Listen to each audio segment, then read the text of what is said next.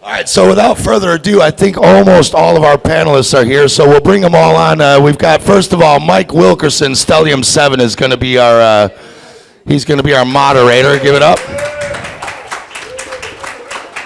Is there anyone who doesn't know Mike's work? Is there anyone who's not heard of Mike? Okay. He talks about the titans and the giant trees and the heartstones that we find everywhere. Very fascinating work. He's also a chiropractor, so if your back hurts, talk to him. So he's going to be our moderator. We're waiting on Jeff. So we got Dave Weiss from deep inside the rabbit hole, Flat Earth Dave. Woo! So he's going to be representing Potato Earth. No. Cat has switched him over. Dave has taken everything back he said from day one. Yeah, I'm just kidding. The sun is actually a microwave oven to bake potatoes, and that's all it is for. We got Chris Horlicker. He's the curator for the Library of CERN. Come on up. And what are you? Well, we'll let you each. You'll each get to explain quickly your position as you go around, and then you can start fighting over it. We've got Mrs. Potato Head. We can bring her up. Catherine Van Blyche. Come on up.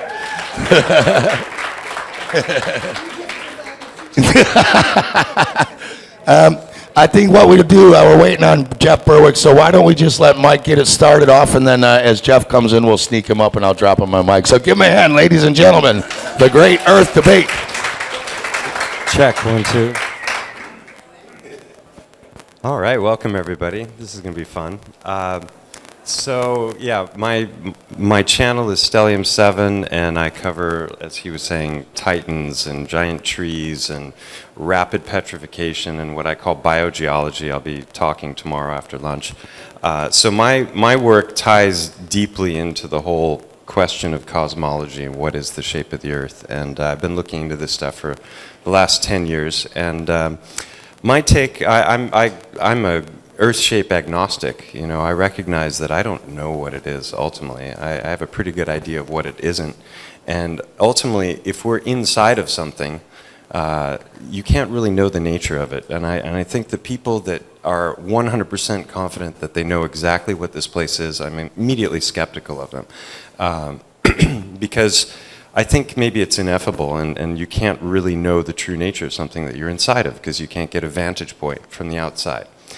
And thinking of the scientific method, it's really important to understand that the burden of proof lies on the ones making the positive claim. So we've been given the heliocentric model, we've been told we're on a spinning ball that water sticks to the outside of, and yet we don't discern any motion, we can't perceive curvature, we see far too far, we have a pressurized gas system that exists adjacent to a barrier, adjacent to a vacuum with apparently no barrier in the mainstream model. So there are things that are claimed, and when you go looking for the evidence of those claims, it's found wanting. And I don't think any of us would be here in this room if NASA or the space agencies, the governments had provided us with some very, very simple things that should be easy to show that would just squelch this whole debate entirely. And so the reason Flat Earth has been growing for all of these years is because the more people look into it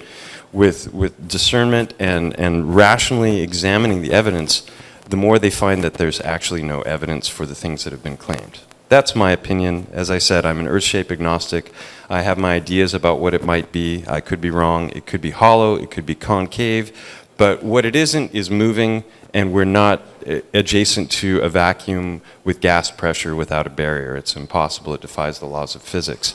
So I think it's important to understand, because when it comes to the burden of proof, a lot of times they're trying to flip it. They're either using straw man arguments, they're appeals to authority, and you know, they're just not they're not understanding that you don't have to have a functioning replacement model to debunk a faulty model, right? And that is incredibly important to understand.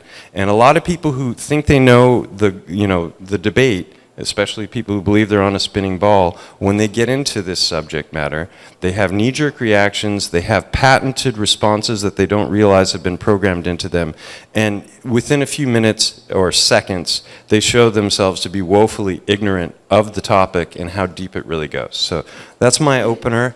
Maybe we can just start with a brief description of what you think the Earth is, maybe introduce yourself. Some might not need introduction.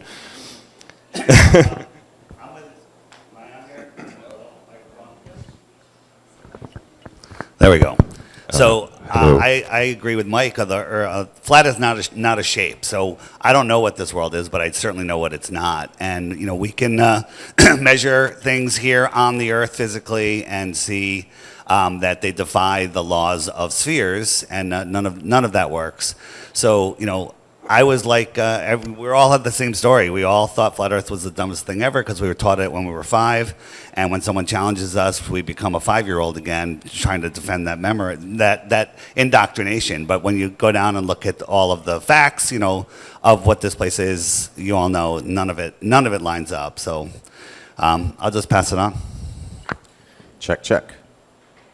Yeah, so in the physical plane, the Earth is a sphere. I don't know what it looks like in other dimensions, but it is a sphere. We've known it's a sphere. It's been that way for tens of thousands of years.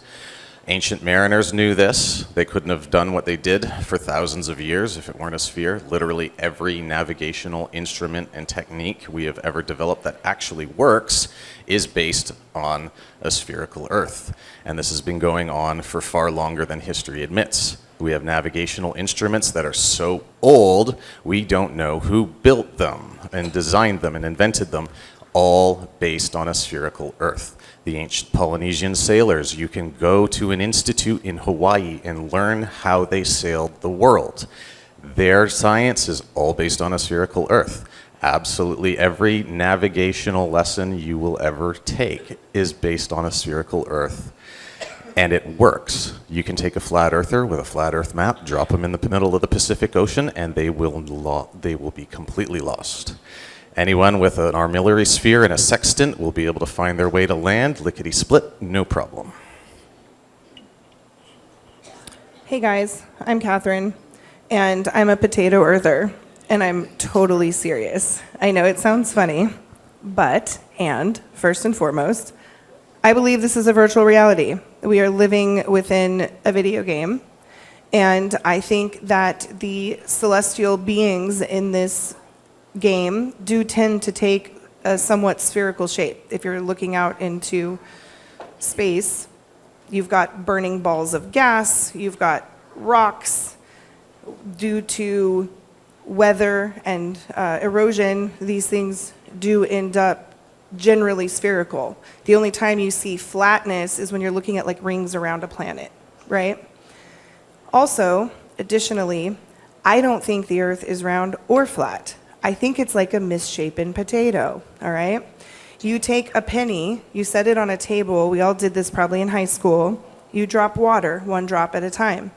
What shape does it take? It makes a dome on top of the penny. Water, in this reality, naturally makes a dome shape. That's what makes the Earth look round. Because water, for whatever reason, I can't explain it, gravity, water makes this spherical shape due to surface tension. We are a planet that is very misshapen. If you take water off of the surface of the Earth, you have a giant sunken hole inside the Atlantic Ocean. That's like a potato that's in this weird shape, right?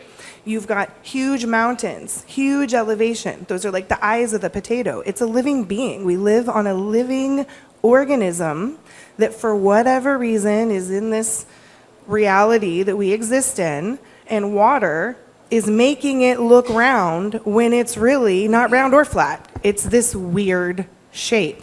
Even if it is flat, there's another side, right? And we know that even if it is flat, there's all these different shapes. So what's on that other side? I don't know, but this isn't just a disc, and it's definitely not just a ball. But it is this weird potato Earth. You stick a potato on your kitchen table, you go on a 3-week trip, that thing's alive, right? The earth wants to live. It provides sustenance. It's a potato earth floating through space in virtual reality with water stuck to it, and therefore it looks round. That's my theory, and I'm sticking to it. Okay, I'd like our token Flurf to respond to both comments. So the water droplet, water turns to a sphere. Anything thicker than 4 millimeters of water lies flat at rest. So our oceans are not a drop of water on top of a penny. Oceans lie flat. So nobody can show me 4 millimeters deep of water that's spherical. It's always flat. So it's kind of not a great argument, but it does create a dome. What else did she say? Go ahead, jump in. I can show you a little tiny sphere of water resting on a spider's head. Sure you can, but that's small. Show me a gallon of water resting on a spider's head. Why? Because it will lay flat. Well, how does that prove a flat Earth? It doesn't. It proves that water lies flat once you break the surface tension. So a fly walking on the top of the water looks at the top of the water surface as a solid. We know it's not a solid, it's just surface tension. Perhaps the air pressure is holding the waters above, and the surface tension might be crystal to us at these larger scales. But anything bigger, I just say anything bigger than a gallon of water. It's not a gallon of water. It's literally, a quarter of a cup of water will lie flat once you have enough to break the surface tension. And over long distances, like the Bolivian salt flats, hundreds of miles, when it rains, it is a mirror and there is no curvature. So, we can say, how does this work on a flat Earth? How does that work on a flat Earth? I want globe proof. It's 2026. We live on a physical ball. Show me some globe proof. Don't say, sailors go in the middle of the ocean, and they're all of their stuff. They're looking at the stars. The sky is a dome. We're measuring angles off of a flat Earth, and we can navigate by it. Stars go into the horizon because they're close, and they merge into the Atmos, which I've gone into deep, but we don't have time to do it here.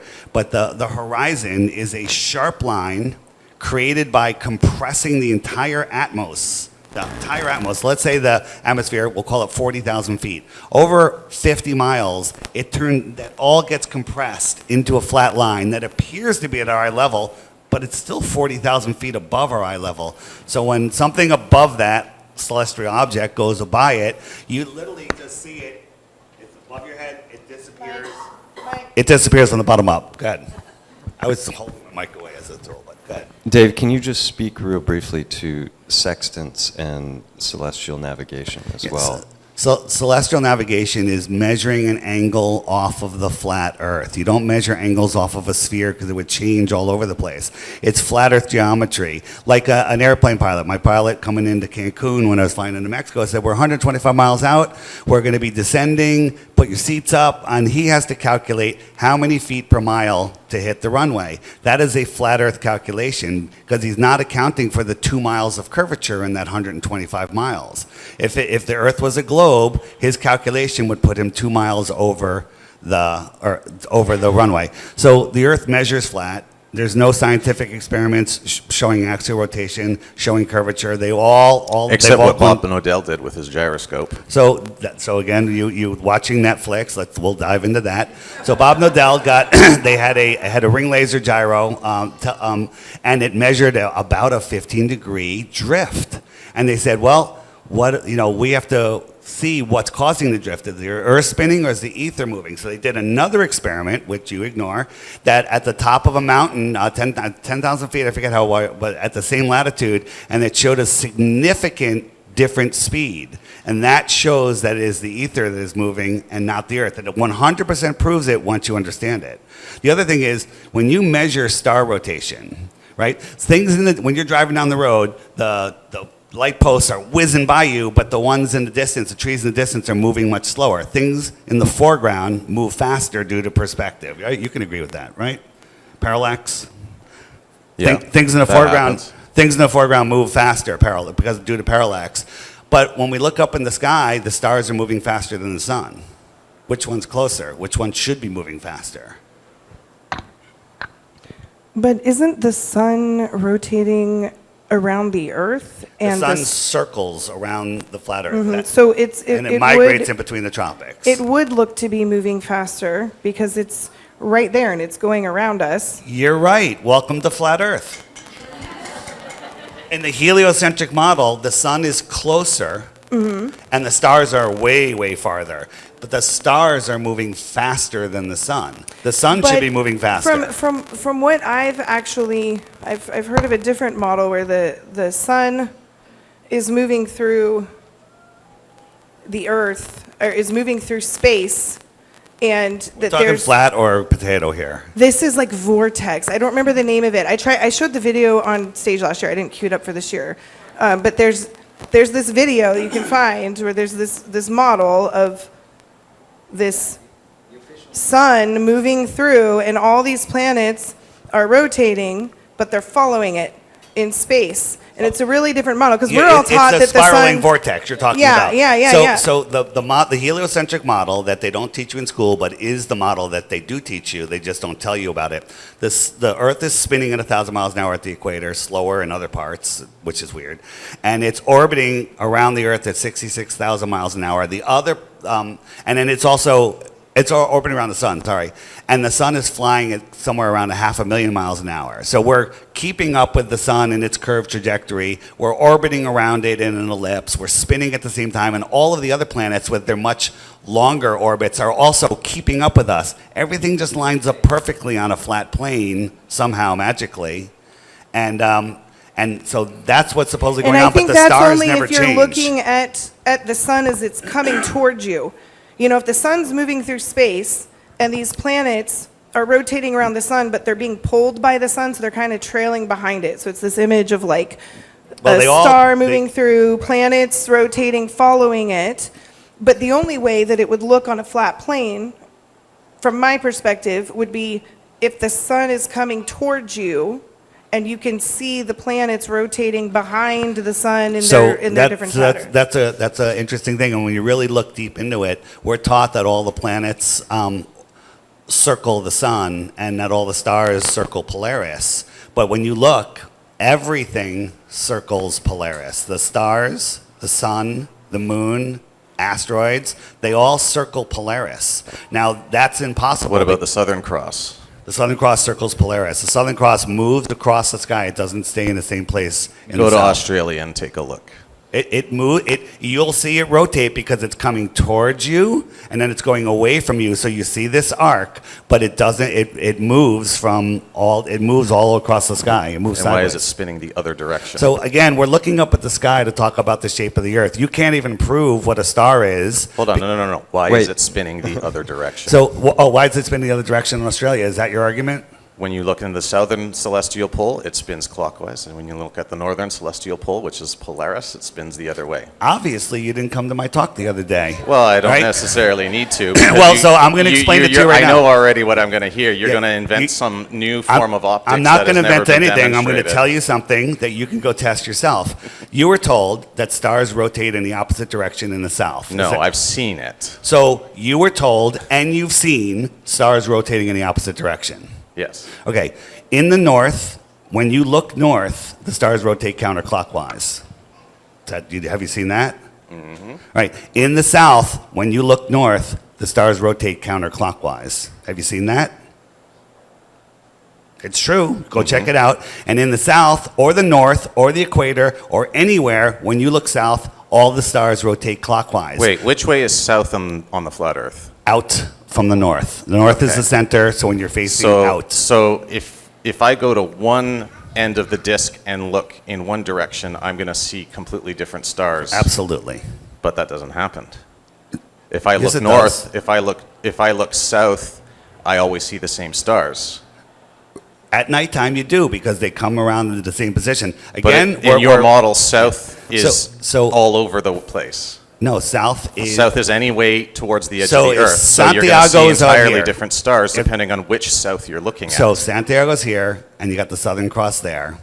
You got Australia over here, and it's daytime. The Southern Cross will move across, and when it's nighttime over there, they will see the Southern Cross also. No. But Dave, back to your. I Dave, want to go hold on, back to hold on. your. If your- I'm in your- Australia looking the shortest route to the ice wall, I'm going to see entirely different sky than if I am in Santiago looking south towards the same ice wall. False.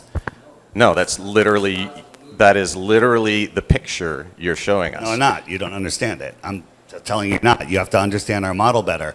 But I want to get back to your stars rotating in the opposite direction. Hold on, I just want to revisit real briefly the ring laser gyro thing, because after the Netflix series, they were claiming that Bob Nodell had proven motion of the I Earth. don't care about Netflix. Right, You I can understand, go to the but- IEEE papers. People are doing the same experiments with their Right, cell but phones he and explained that they publishing. repeated the experiment at a higher altitude and got a different rate of spin. They were Well, measuring, of course you if would, anything, because they you're were- spinning. The edge of the equator is moving faster than if you are at a higher latitude, because you're going around a smaller circle than if you're on the equator. You're still moving 15 degrees an hour, well, but they you're had- going to detect a smaller overall movement in terms of your speed. My And point and is that, this, That, if- that's something that artillery sergeants have had to compensate for ever since our guns became powerful enough to shoot shells over the horizon. Are you talking about the Coriolis effect now? Because we're talking about very different things. So We're talking about okay. a spherical rotating Earth, and gunnery What I sergeants. wanna I'm say pretty is sure the this. military knows how to kill Up- people. up until- and they're very focused on how to do that, and their guns all need to compensate for a rotating Wait, let me- Earth. hold on. So up until Bob Nodell ran this ring laser gyro measurement, wasn't an experiment, right?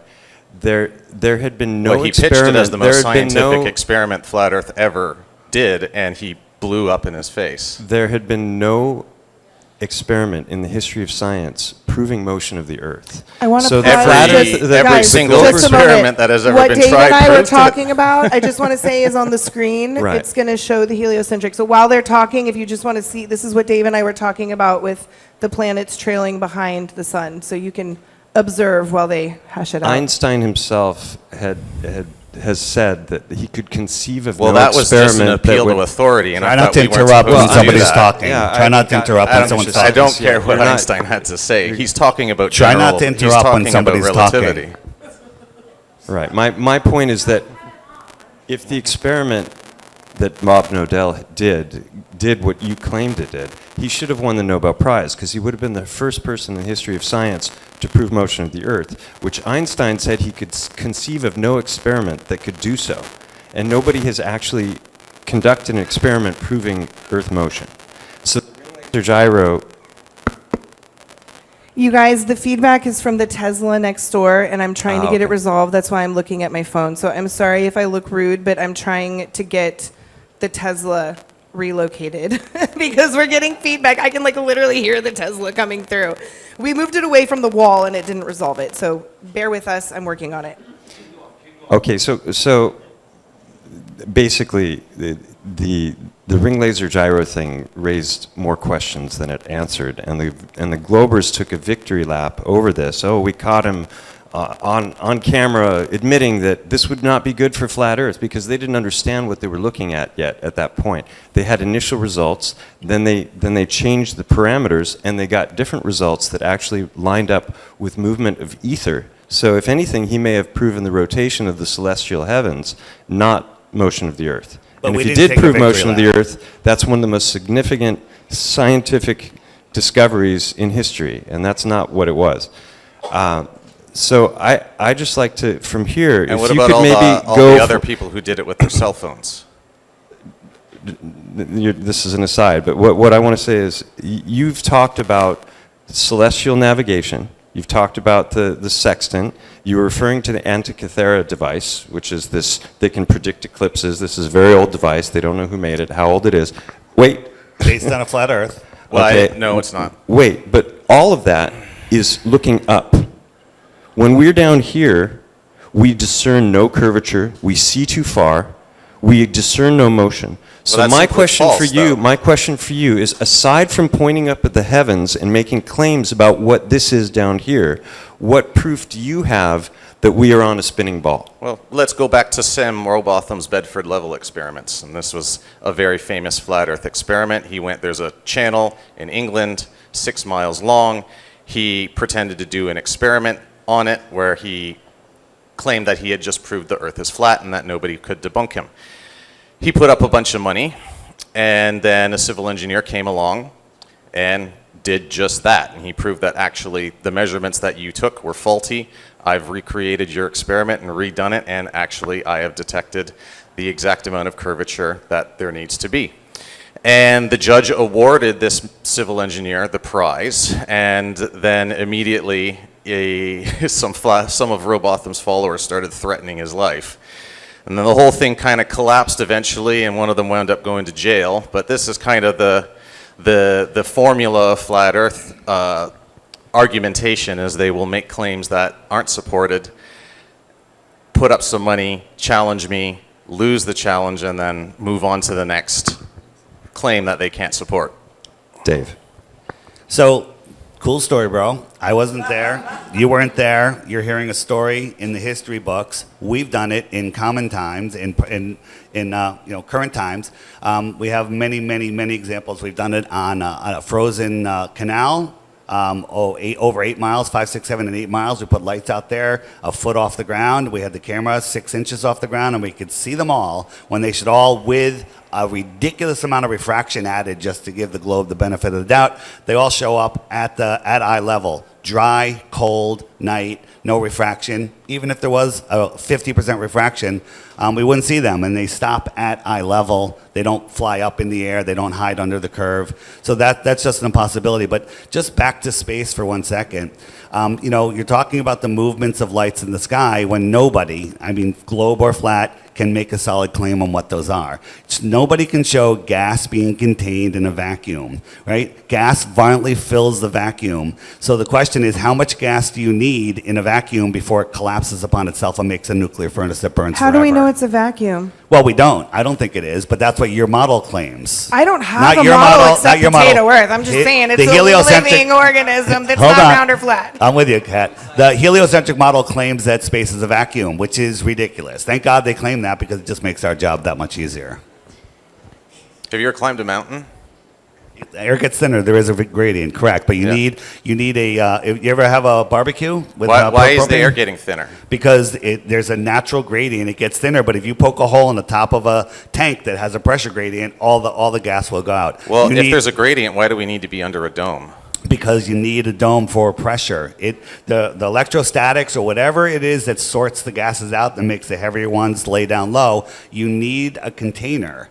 And we have shown in a sealed container of gas that there is a pressure gradient. So we have a tank of gas. We can lay it on its side. We can stand it up, and there is pressure differential. But if you put a hole in that tank anywhere, the gas instantly equalizes with the area around it. So you have to believe that we're this little tiny pale blue dot in the middle of a massive space vacuum, and somehow all of the air just sticks here. It's ludicrous. It's unscientific. It's almost like there's a force at work here. Yeah, electrostatics. It's almost like it's Electrostatics. programmed to be a video game, and we're in a virtual reality, and none of it's real anyway.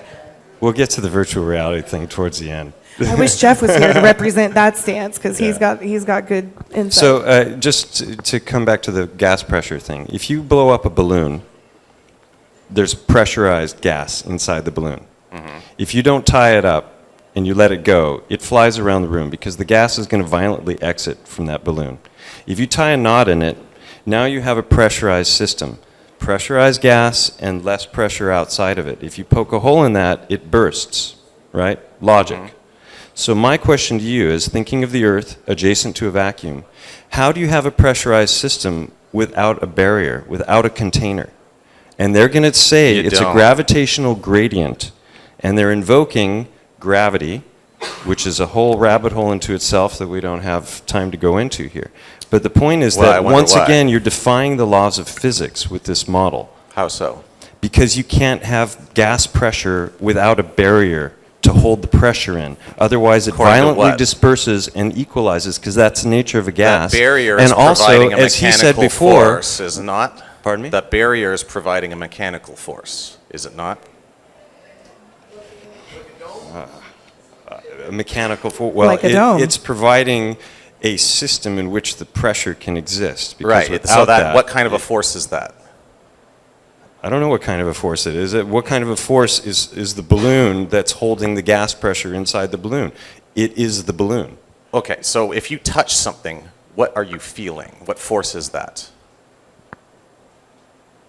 I don't even understand the question. Electromagnetism. Well, okay, if you're going to talk electromagnetism, Right. it's So if 10 electromagnetism- it's 10 to the 32nd power stronger than the 36. supposed strong force of gravity. So when you rub a balloon against your head and you have static electricity and it sticks to your head, that force holding it to your head is 10 to the 36th power stronger than the admitted strong force of gravity. That's a big deal. The Earth's a pretty big thing, isn't it? Yeah, but 10 to the 36, you can't even fathom what that number is. Well, I'm an accountant, and yes, I can. Okay, so 10, if I had a grain of, he wasn't in my presentation. If I had a grain of sand and I made it 10 to the 36 times bigger, what would you compare that size to?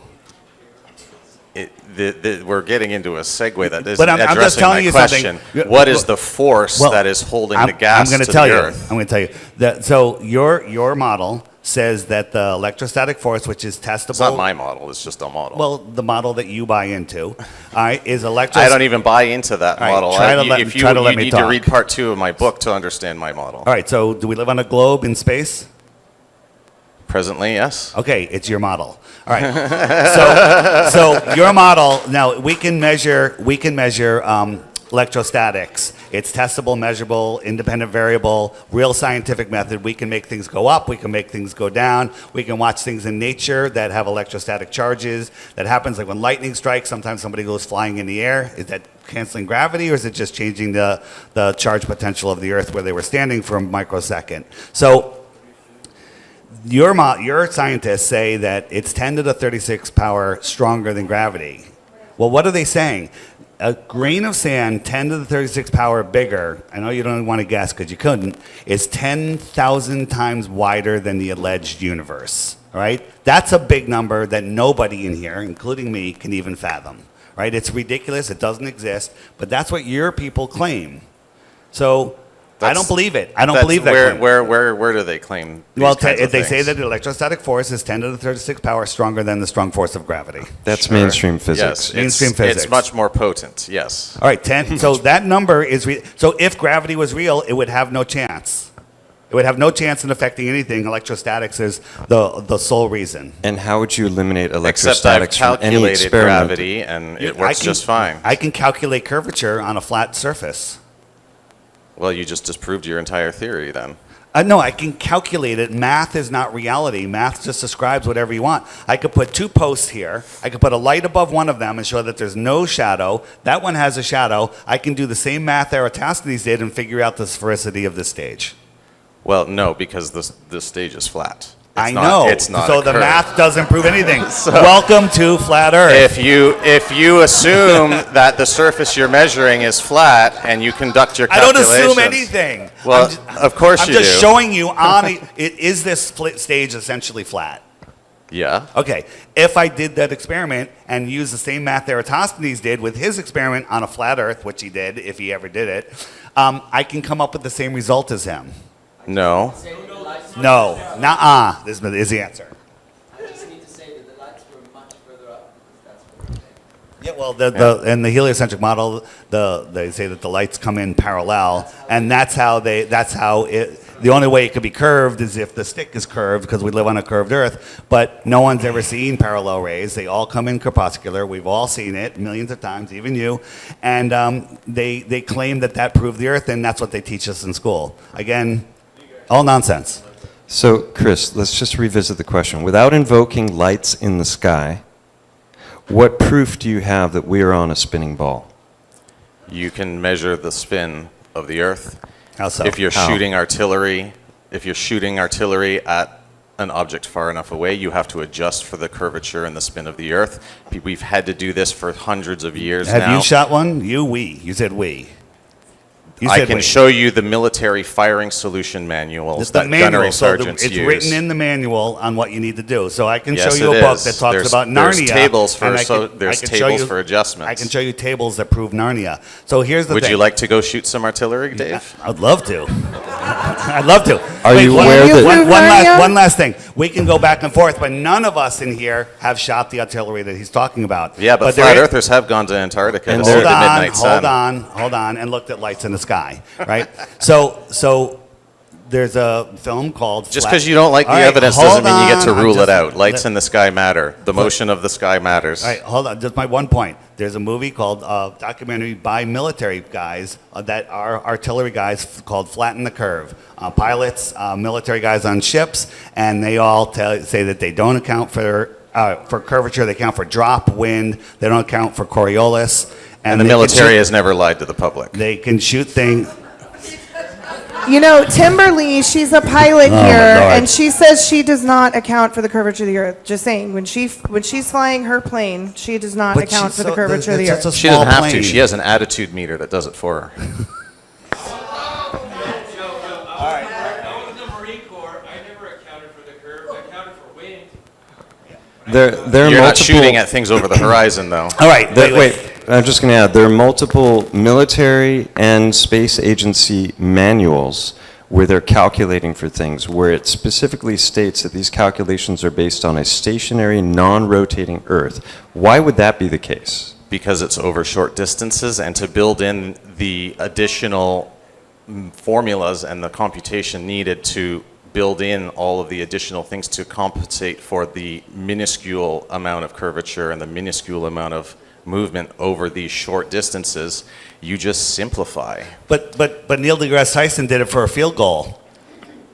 Yeah. He calculated the Coriolis and why the field goal went in. That's a very short distance. So do snipers... and also, wait, one a quick plane question. that's traveling at Yeah. Mach 2 Yeah. is traveling 1/24th of the circumference of the Earth Yeah. every Do those hour. people flying in that plane, did they get splattered all over the inside of the plane? Do No. they feel how fast that plane is moving? Welcome to flat Earth. They're not nosing down at a mile per second. They're not. They They're have to not. nose down at a mile per if second. we're rotating at 1,000 miles an hour at the equator, how come we don't feel the Concorde moving at 1.5 times that speed? Talking about a reference frame. Things talk- that are already up to because the speed. Concorde What- flies straight and level, right? If the Concorde turned, you would feel it. You're Yeah. sleeping on an airplane. As soon as the pilot starts to descend, you wake up. You're like, I feel that. You feel the difference. So you don't feel motion, you feel You acceleration. feel acceleration or turning, and every motion of the Earth. Try not to interrupt. Every motion of the Earth is a curved motion. The spin is a curve. The orbit is a curve. It's all curved at ridiculous speeds that would liquefy human flesh, but we don't feel any of it. Well, the Concorde would pretty much liquefy anybody inside as well, would it not? If it's moving faster than the Earth spins. Sure, but you're gaining up to speed. You feel the acceleration. You feel the turns, and then when they're straight and level, you can still sense that you're moving, but you don't feel the acceleration. Okay, so thank you for proving spherical moving Earth. You got me. I'm out. I'm good. Oh my Lord. Here's here's a little segue off of that.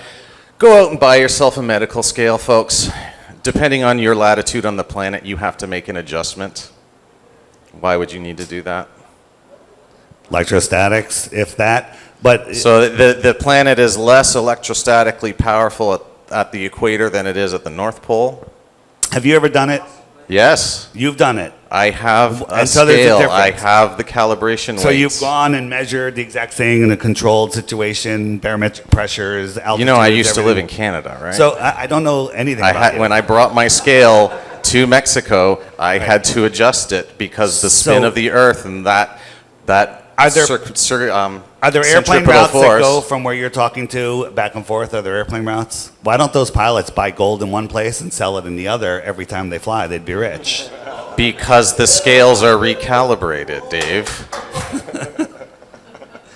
You're telling a story again. Where's the curvature? Where's the axial It's not a rotation? story. It's literally printed in the what? manual I of have, the scale. I have no problem with there being different places on Earth that you weigh more or less because of the electrostatics. It's harder for me to imagine that it's equal perfectly everywhere. I think there's an average, and I think it's so minuscule that we wouldn't even notice it. Like gravity's not equal everywhere. There's gravimetric maps of the world, and oil exploration companies use that to find oil deposits. Which gravity? What do you mean, which gravity? Einsteinian or Newtonian?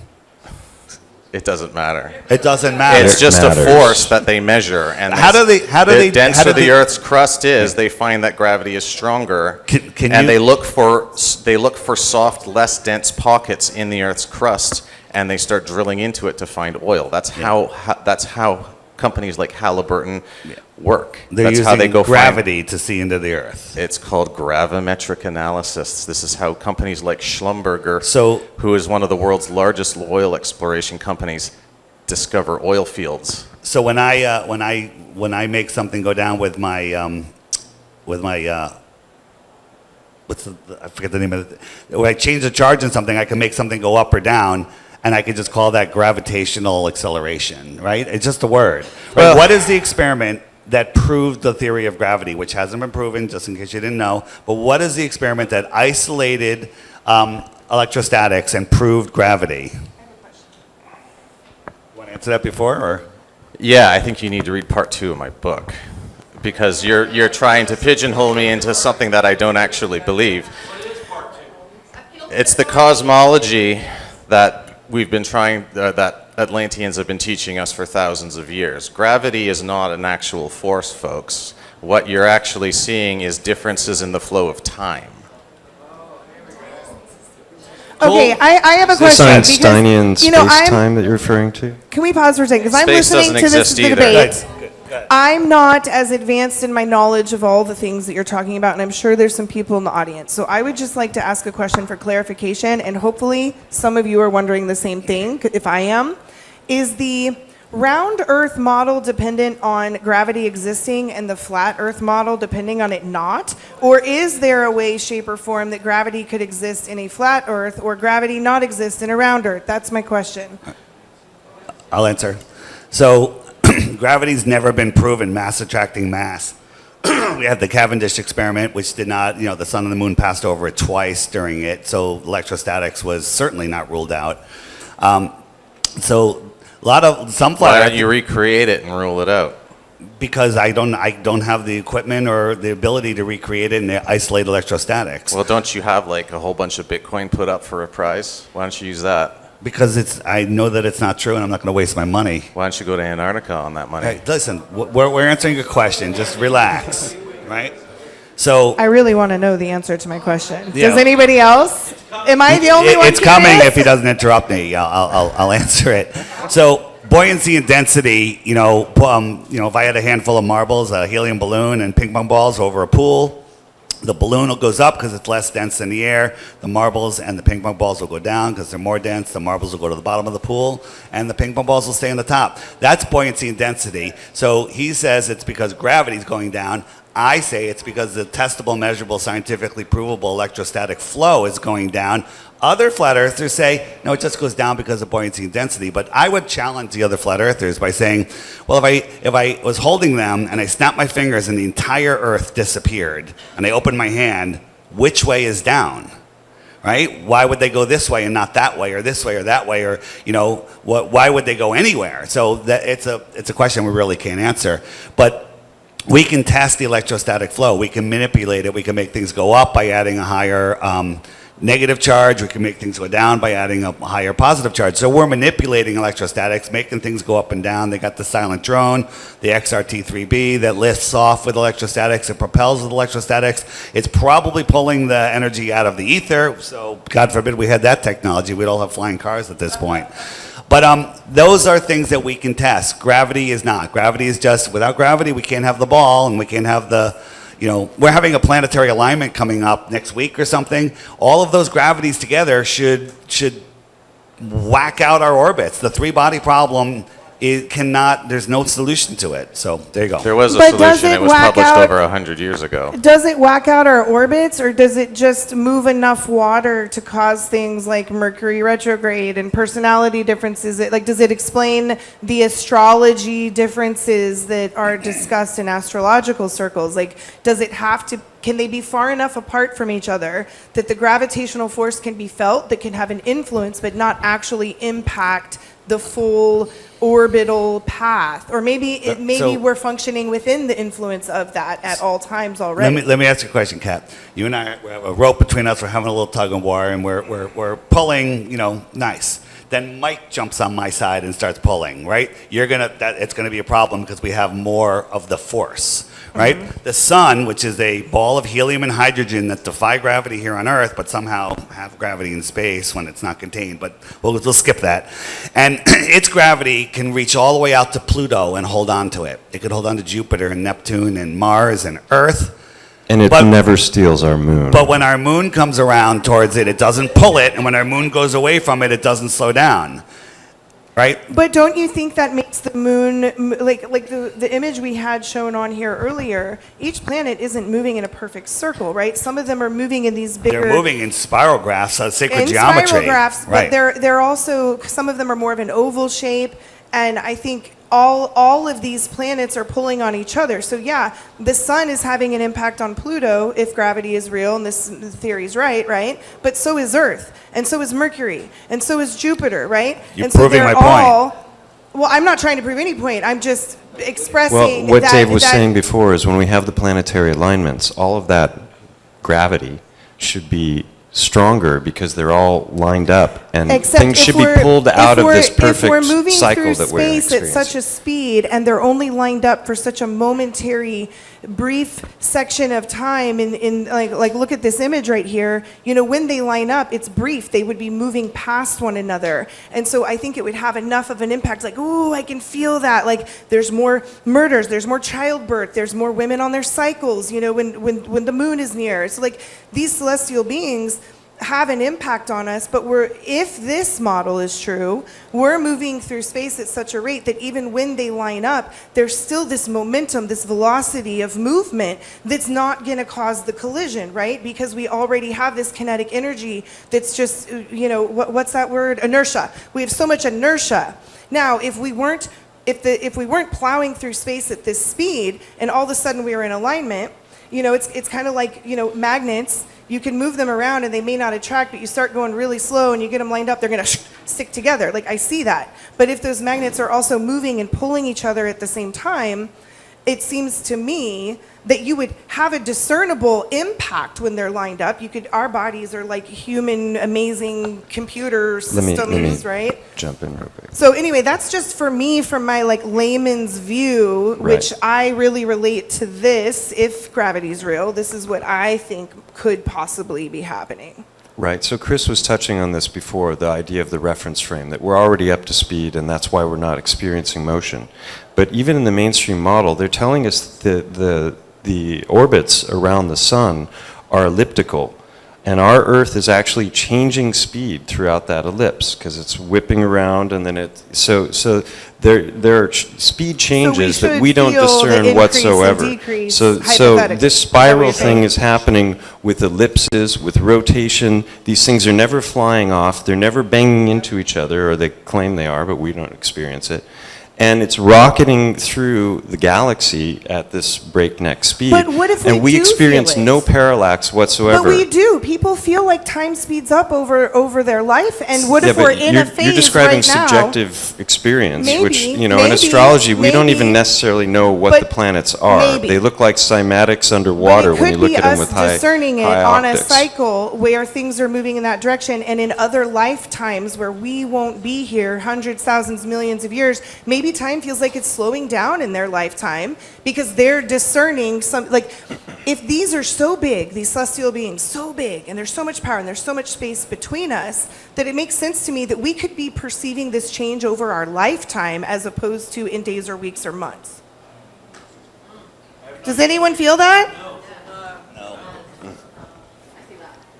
I mean, some of these planets, So- you only Hold have on. you only have some of these planets rotate around once or twice in our lifetime. Like our Saturn returns, it's a really big impact in our life, right? But they're all orbiting Polaris, and there's no explanation for that. Like if let's say the planets are real and there's people on all of the planets, Jupiter, Saturn, Mars, right? Would anyone care about Polaris on those planets? No, because their pole would point somewhere else in space towards another star. Polaris is only important in the heliocentric model because it is the center of the rotation of our axis, right? You understand that? I with the do, and I'm not 26,000 year saying I have wobble. an explanation So, for but every let nuance. me finish the point. The point is,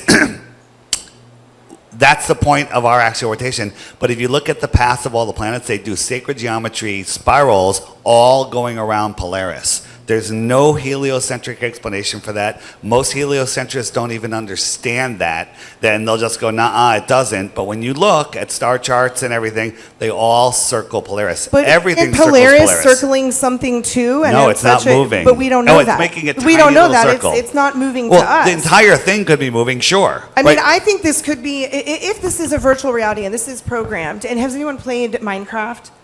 Right? You go as high and high and high and high as you can, and then there's like no space, and then they upgrade the game, and there's like more space. You can go down deeper into the ether. Couldn't it simply be true that we can't discern what Polaris is rotating around?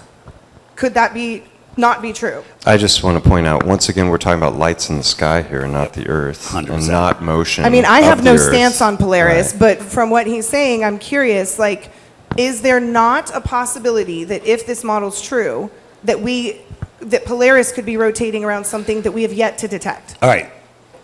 The heliocentric model requires an amazing spandex suit for the gymnastics that you have to do to explain it. Flat Earth is just straight and simple. We see the building because it's right there across the flat Earth. That's it. It's not refracting up. It's not doing any of these things.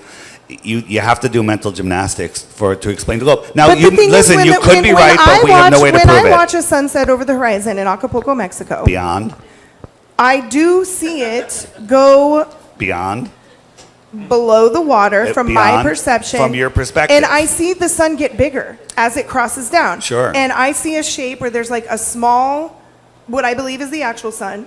And then I start to see what is bigger with the refraction of the water. It actually The looks... reflection of the water. Okay, reflection of the water. I'm watching it, from my perspective, disappear behind the water. And in that moment, when you're looking at the time of sunset and it's crossing that threshold, there is a reflection that you can see, and it is bigger. So I do know that's happening because I've seen that with my own eyes. Well, so you've seen it, but let's examine what you see. So let's say you're on an ocean that you're looking west, and you see the sunset below the curve of the Earth because there's no land out there. So you're sitting or standing at the beach? Either or. Okay, you're sitting. Let's say you're standing. I'm Okay. standing at the beach. You're standing For at the those on beach. the live stream, So I forget and talk loud in my mic sometimes. where is the sun intersect? How far out is the sun intersecting with your horizon? Because the horizon moves depending on where you are. If you move 10 feet forward, your horizon's 10 feet farther, correct? Mm-hmm. Right? So how far out is that sun that you see? How I far? have no idea. Yeah. Well, it should be 3 miles if you're standing, or way less if you're sitting. Okay. But you can see boats on the water 5-10 miles out, even farther. And you're seeing the sunset beyond them. So that. But hold wait, on. I just want to ask: is that based on the current math of the curve? Could there not be other math for the curve for that distance of 3 miles? I'm talking about the math that comes with the heliocentric globe. It doesn't match what we observe. But Now- could there be another shaped curve? I guess would be my question. That doesn't do the 3 mile distance. You Could mean their math like that just the be Earth wrong? is maybe bigger than we were told? Yes. If the Earth is bigger than we told, then all astronomy is a lie. It's all based on the radius of the Earth. If you double the diameter of the Earth, you've increased the volume exponentially, which would increase the gravitational pull dramatically, which would mean that But I all thought of gravity which wasn't would mean real. Yeah, no, but in your, but I'm we're talking showing about you the in your heliocentric world. model, Right. which would mean that all of their calculations for slingshotting around celestial objects, for landing rovers on Mars, all of that is thrown out the window because it's all based on very specific numbers based on Earth that has the mass and size that it has. So if you make the Earth larger, heliocentrism is gone. With the Earth's radius is less than 4,000 miles, just to round it off, and we have observations that would require an Earth with a 400,000 mile radius. That's a problem. That, in the heliocentric model, I don't think it's either of those. The Earth Okay, is just flat. so here. Wait, just a I- quick okay, question. but I How have a- much time remains? Because Okay, I'd let like me to touch on simulation we have and 20 also minutes, take some questions. But I just Okay, have good. one question to follow up on this. All right. So what if, because I don't believe it's actually round, right? I think that potato round. It's a potato round, but potatoes are often shaped like this, right? So Potato pancake? Could Is it a russet or what kind of potato are we it's one talking of those big brown It's a ones that sweet come in like potato. weird. It's It's a not a sweet sweet potato. potato. I don't think it's a sweet potato. Pointy ends or round ends? Rounded ends. Potato But chip. so I guess, and I'm asking these questions. No, it's not a flat potato chip. He's gonna dice up my potato and make chips out of it.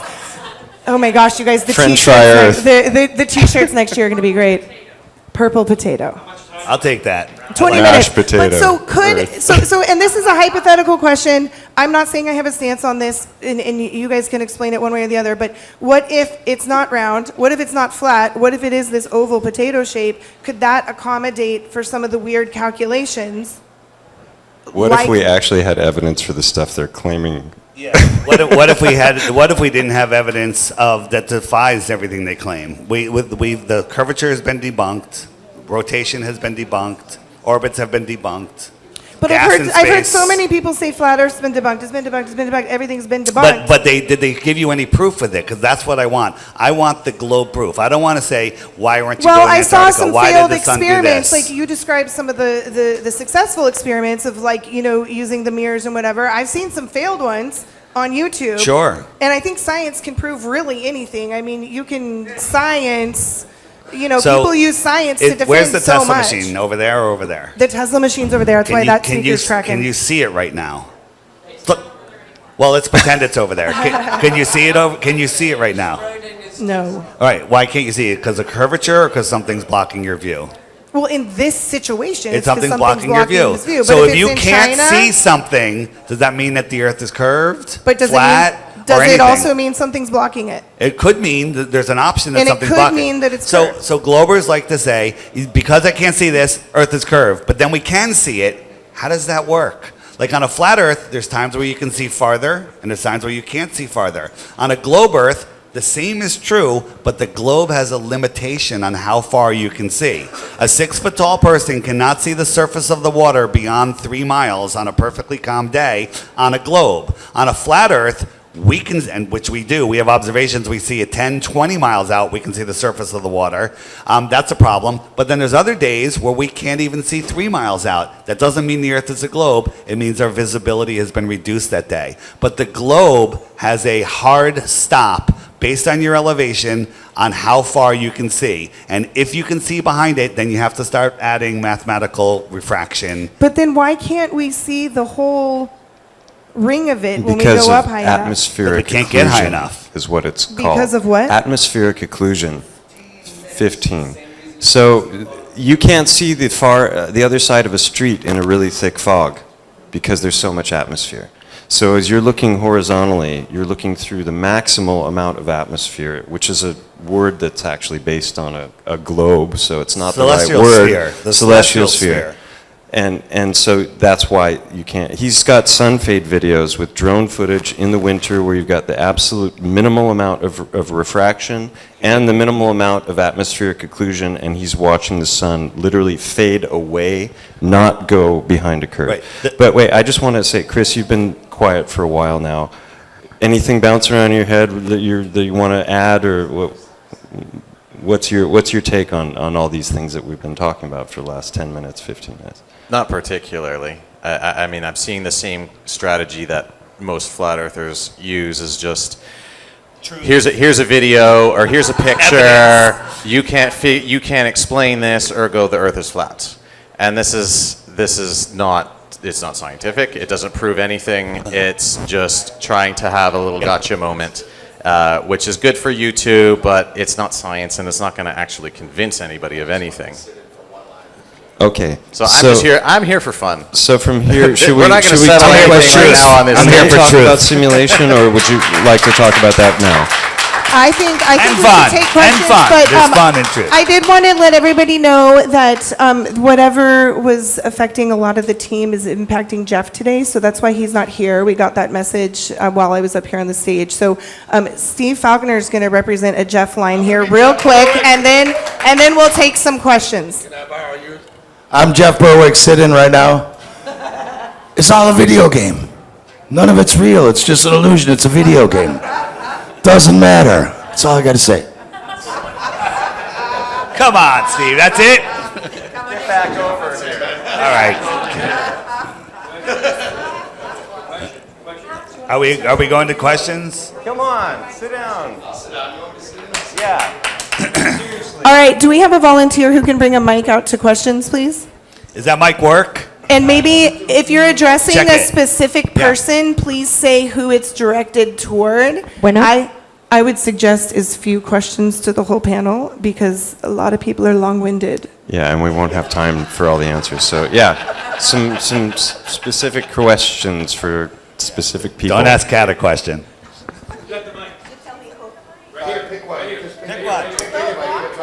Yeah, just yeah.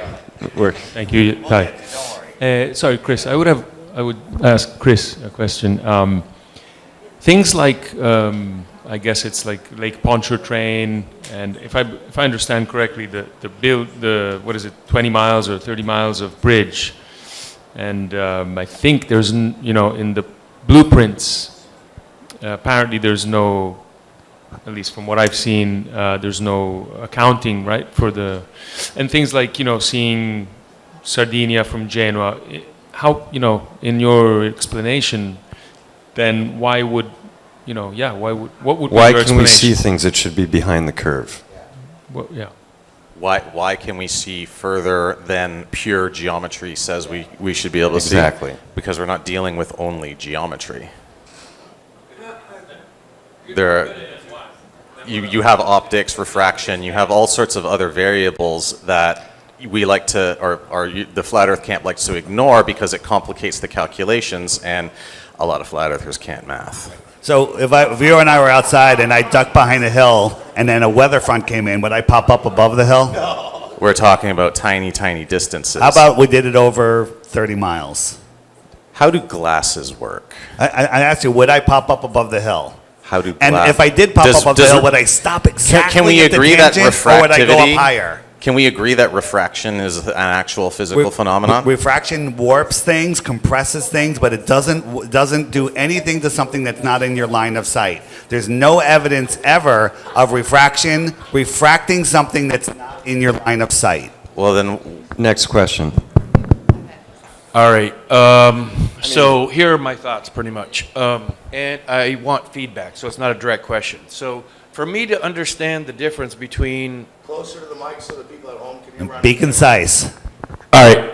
If you are debating flat Earth versus globe, to me, and I'm not sure anybody else here, if you start scripturally, it starts to make more sense. So I guess my question to you, Chris, is do you do that?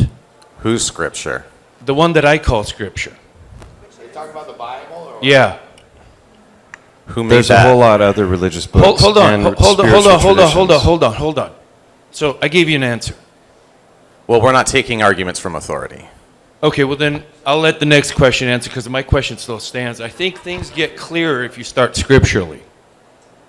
No. Okay, fair enough. Okay, next question. Okay, I have a question for you as well, and it's a simpleton.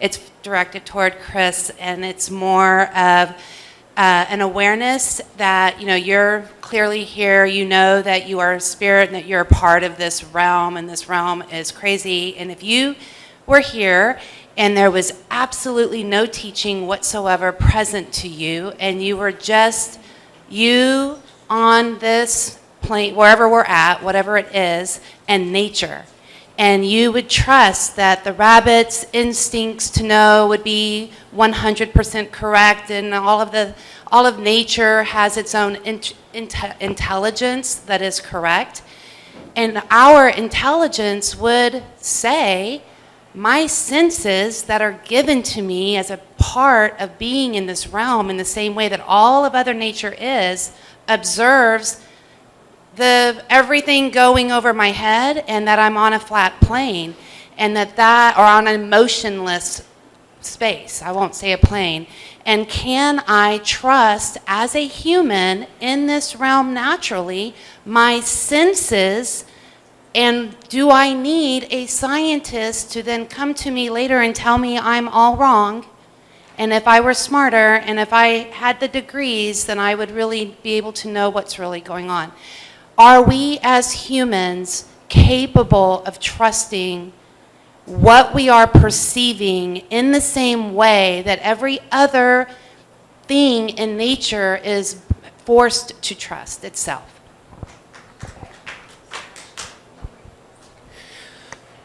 So you've raised an important point, and it's something I brought up last year with the Flat Earth panel, is are we making reasonable expectations? And of course, with any scientific experiment, you build a hypothesis, this is your expectations. You have what's called a null hypothesis that says, well, I think it's going to be this, but I might be wrong. And then you go out, you try and test that expectation, and if you find things that fly in the face of that expectation, you have to begin adjusting. And yes, on a very small scale, yeah, it does look like the Earth is flat. That's why if you look in certain places, you will find statements at the very beginning, we're just going to ignore the round spinning Earth because the impact of that is so small that it's irrelevant for our purposes in this tiny sphere of what we're trying to do. But My question is, do you believe that you can trust your senses as a human in the same way that nature is forced to trust its senses? well, of For the course, stream, she repeated These her are- question about trusting your instincts. Your instincts. Do you Yeah. believe as humans we can fully trust our instincts in the same way that every other aspect of nature is forced to without input from or experience? Let's give a yes or no and ask the next question. well, yes, your instincts are part of your animal nature, that is divine, but your rational mind, which comes from God, also divine. And we have to temper impulse and instinct with reason. Okay. And that's what makes us human. So spirit and religion aside, what I started off this panel with was the idea that the burden of proof rests on the one making the positive claim. In this case, the heliocentric model is the positive claim. They're positing motion, but we don't discern motion. It's too big. They're positing curvature, but we see too far. It's too big. But the point that she's making, I believe, is that what the heliocentric model asks us continually to do is deny our sensory experience of existence in this realm in favor of trust me, bro, and the experts are already decided, and this is settled science, and we've been to space and landed on the moon, and Elon Musk launched a car into it, right? So the point is that we're continually being asked to deny our experience here in favor of a theory tale. Well, I'm not denying my own experience because I can see. You can experience spinning and curvature.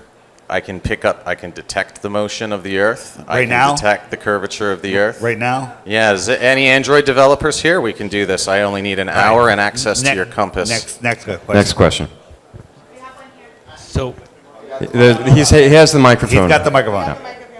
so I'm Loud. quite agnostic about this. I'm quite agnostic about this, but I'm very compelled to come to this event because we are truth seekers. We want to uncover. And I've seen Flat Earth Dave at Burning Man, I think, right? No, not you, okay. Other Flat Earth PhDs crushing it. And I know that when scientists and Flat Earthers are battling, all the people with a scientific mindset can be exhausted to destruction. But that doesn't. When I look up at space and follow my own nature, everything up there is round and spherical. So my common sense about it would be that we're probably on a spherical thing. This flat Earth introduction negates Galileo and Copernicus and all of these so-called discoveries, fine. But basically, I've read so many books on sowing discord into culture, confusing people's energy flow, taking people on rabbit trails that go in directions that waste their time. The Epstein files have come out. There's so many things, important things to focus on in this world. We just got through the pandemic, and then flat Earth is like scramble. And this is my impression. So why is this important, Dave? So in other words, just to wrap it up, Dave, I love what you do and the energy you bring. It makes me want to think independently about everything in the world and think for myself. But it doesn't add up, man. And it takes so many people's energy in the wrong direction. Wait, so is Flat Earth a psyop designed to divide the truth or community? No, that's what they want you to think. But the first thing is your observations of everything in space being a sphere. It's not true. Get a P1000 and you'll see that they're not spheres, but everything optically does turn into a sphere into the distance. I have many videos showing examples of multiple things coming together looking like a sphere. So spheres in the ceiling don't take, the lights in the ceiling don't change the shape of the floor. And a billiard table is not a sphere, despite all the balls on it being spheres. And so I'm with you on this is taking people's energy. But if you want to win, we're in a spiritual war. We're in a war for just deceiving people. So if you have somebody that believes they're a speck in an infinite universe that evolved from pond scum, and just by chance has eyeballs that can see and discern, and they're hiding God, they're hiding the true nature of our world, they're hiding the fact that we're at the center of creation, they're hiding more resources, they're hiding all sorts of things. So to say that flat Earth doesn't matter, where you are and who you are and what this place is matters more than anything else. Because if you think you're on a spinning speck, you can believe anything. You'll believe that breathing on grandma will kill her. You'll believe, anything. So that's how they got us. Chris, That's how they got us. 1 minute to close, and then you as well. Oh, one last question. Make it quick. All right, here we go. I will try to find a middle ground here. Full disclosure, I'm about 70% flat Earth, 30% maybe globe. Anyway, point is... No potato in there? That's Zero What? potato. That's 105. You have to readjust. Okay, or a simulation, and therefore everything is true. But what I find in any kind of contentious argument is going back to first principles, and constructive criticism I hear from both sides, unfortunately, or for both sides, is that there is almost a snarky self-assuredness that what we believe is right. And likely only one thing is true, unless Jeff would represent it's a simulation. So I would love to see if there would be a way, maybe in the future, to have people who really believe flat or globe get together and literally in pure good faith say, great, what are experiments that we could design together and do together I love this. that would prove or Yes. disprove, and say, you know what, you're right. You're a really smart person, and you really believe this, and vice versa. And so can we together come up with some things that we could together find truth together? Is that your question? thing that we can, Yeah, okay. I want to see this happen at Anarchapulco 2027. Just saying, can we do an experiment? Oh, that would be fun. Right? And if they're not on board, are you on board to do it with me? Can we do it on their behalf? Will you bring potatoes? I will bring potatoes. All right. So this has been fun. I guess we're at our time limit, right? Yes. Time is up officially. So thank you all for coming. I hope you enjoyed it, and it was an enlightening experience. Thanks.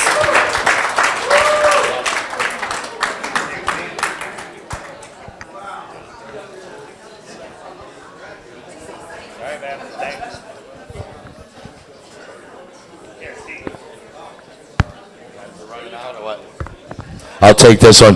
One more time, give it up for the Flat Earth panel, everybody. It was really good. These are great. This is what's really great about Anarchapulco is we're all different minds thinking about different things, looking for the truth.